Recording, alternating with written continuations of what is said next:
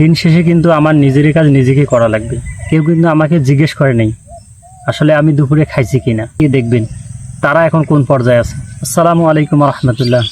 আশা করি সবাই ভালো আছেন।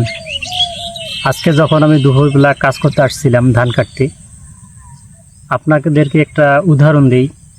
কেউ কিন্তু আমাকে জিজ্ঞেস করে নাই আসলে আমি দুপুরে খাইছি কিনা। অনেকে অনেক কথা বলবে যে উমুকের ছেলে উমুক এতগুলো লেখাপড়া করে এখন কৃষিকাজ করতেছে। আমার আশপাশে অনেকগুলো লোক আছে, ডানে লোক আছে, বামে লোক আছে, তারা কিন্তু কখনো আমার কাজটা এসে করে দিবে না। দিন শেষে কিন্তু আমার নিজেরই কাজ নিজেকে করা লাগবে। তারা শুধু তাকিয়ে থাকবে, আর এমনভাবে তাকাবে মানে সমালোচনা কাকে বলে।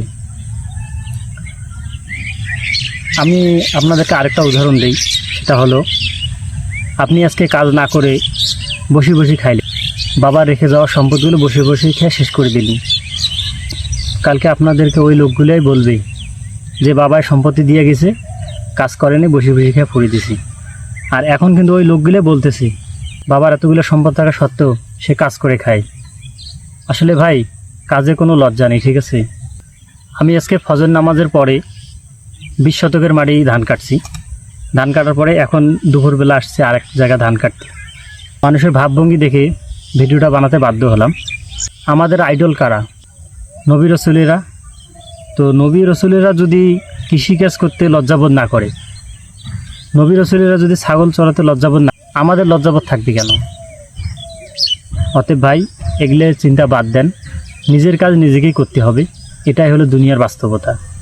কেউ কিন্তু যারা কথা শোনাচ্ছে তারা কিন্তু আপনাদের কাজটা এসে করে দিবে না, ওরা শুধু কথায় আপনাকে শোনাবে। আপনাদেরকে আরেকটা কথা বলি, আমাদের গ্রামের অনেক মানুষের বাবার অনেক সম্পত্তি রেখে গেছে, কিন্তু যারা কাজকর্ম না করে বসে বসে খেয়ে শেষ করে দিছে। আজকে তাদের অবস্থাটা একবার দেখেন। তাদের অবস্থাটা দেখে অপর মানুষের কাছে আঙ্গুল তুলেন, ঠিক আছে। যারা নিন্দা করতেছেন তারা ওই সমস্ত লোকের দিকে তাকিয়ে দেখবেন তারা এখন কোন পর্যায়ে আছে। আশা করি বুঝতে পারছেন। আসসালামু আলাইকুম।